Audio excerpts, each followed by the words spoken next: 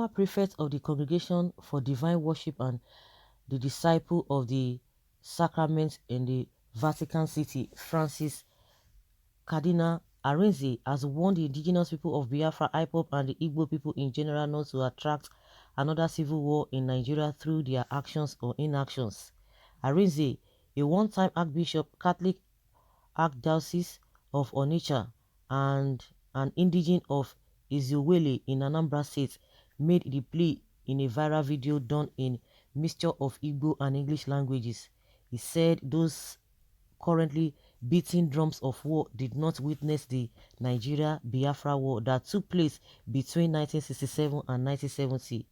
Almost all the people currently talking Biafra, Biafra, Biafra were probably not born or were very young during the Nigeria-Biafra civil war that took place between 1967 and 1970. I know what I am saying. It's those that didn't see the war that are beating the drums of war. I was made Archbishop of Onitsha 2 days before the outbreak of the war, and I know what the church and the civil population suffered. It is better imagined than witnessed.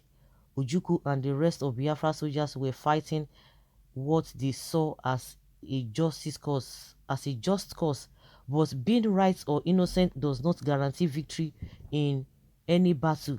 They tried their best, but they were defeated in the war because the federal government of Nigeria got support from the USA, Great Britain, and many other countries. Nigeria got arms and food, but Biafra did not. Biafra was persecuted, they fought hard, but they could not adequately defend themselves. They did their best, but were defeated. Today, there are uprisings everywhere. Southeast is not left behind. Ipob and Igbo people might have the cause to agitate, but contemplating another war is not advisable. My advice is that they should shed their swords. Those that witnessed the civil war, either at the Nigerian side or Biafran side, wouldn't want war again, he said. Instead, Arinze advised Igbo people, including those clamoring for referendum, to be active in policies, saying it is the only solution for the Igbo to get what is theirs in Nigeria. Igbo people should take political actions. By this, I mean Igbo people belonging strongly to major political parties in the country. This will give them opportunity to participate in political discussions. When this happens, the Igbo will always get what is due of them.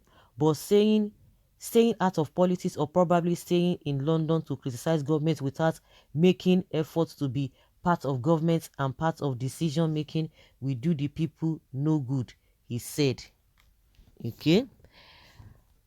So, of course, staying in London is talking about, is referring to Nnamdi Kanu. So, many of them, so does it mean we don't have a single Igbo man in PDP? Does it mean we don't have a single man, notable man in APC? Is that what they are telling us? So, all of the things that they have been doing, so what were they doing there? What have they been doing in all those parties? And this is the reason why people are constantly marginalized. We are not even talking, because the marginalization that I see is the marginalization of the people. And I continue to say it. Getting positions here and there is not the problem of Nigerians. Oh.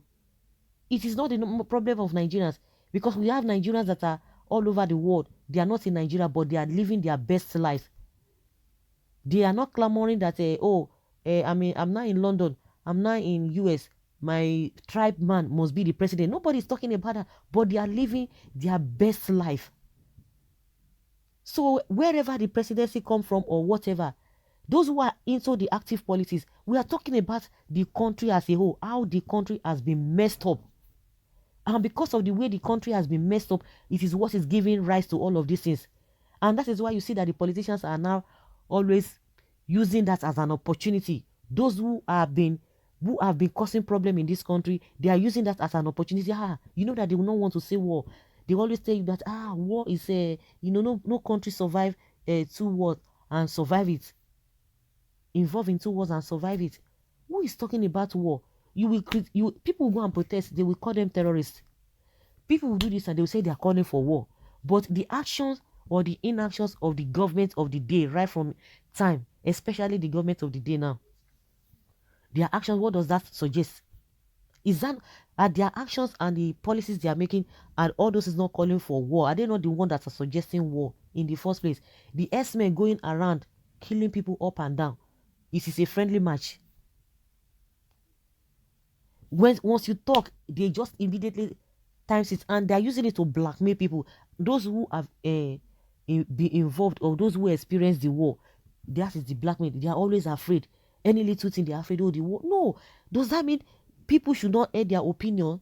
The people who are still selling this propaganda are the ones who are always bringing out this is war. Once you talk about good governance, it is war. Shawara was even talking about a revolution, talking about good governance. They say it's a treasonable offense.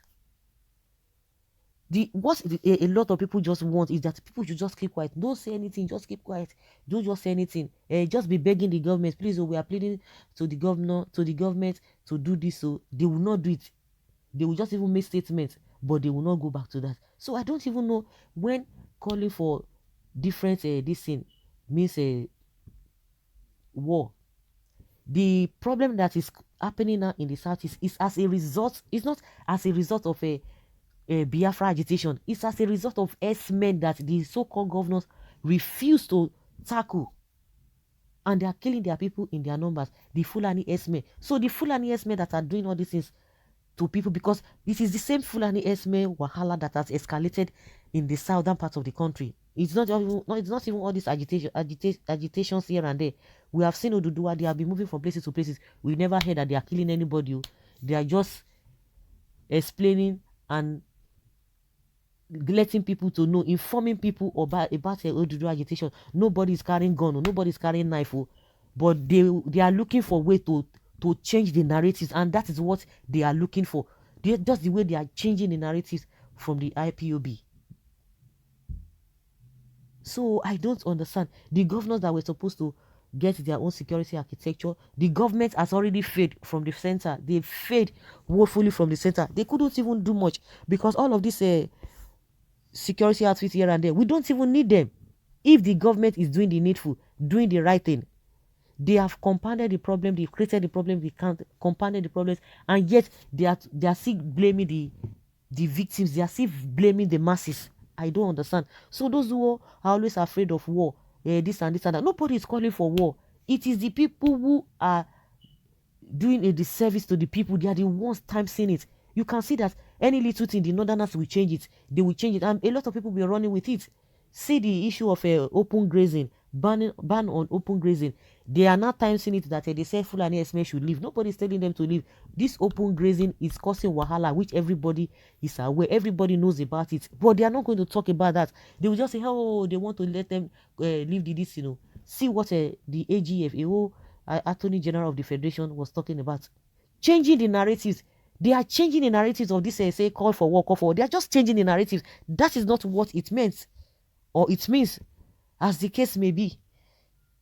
And they are using it to blackmail a lot of those who have seen the war. Nobody is calling for war. These people are just changing it.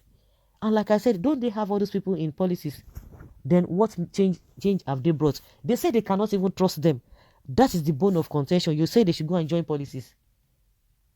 Well, if you are not ready to go for war with these invaders, they will come anyway in order to propagate their intention. And of course, they are not coming to dialogue, but to kill and subjugate. Bear in mind, you are not the one asking for war. They are the one bringing war to you. I tell you. So guys, let's hear your opinion and let's have your take on this.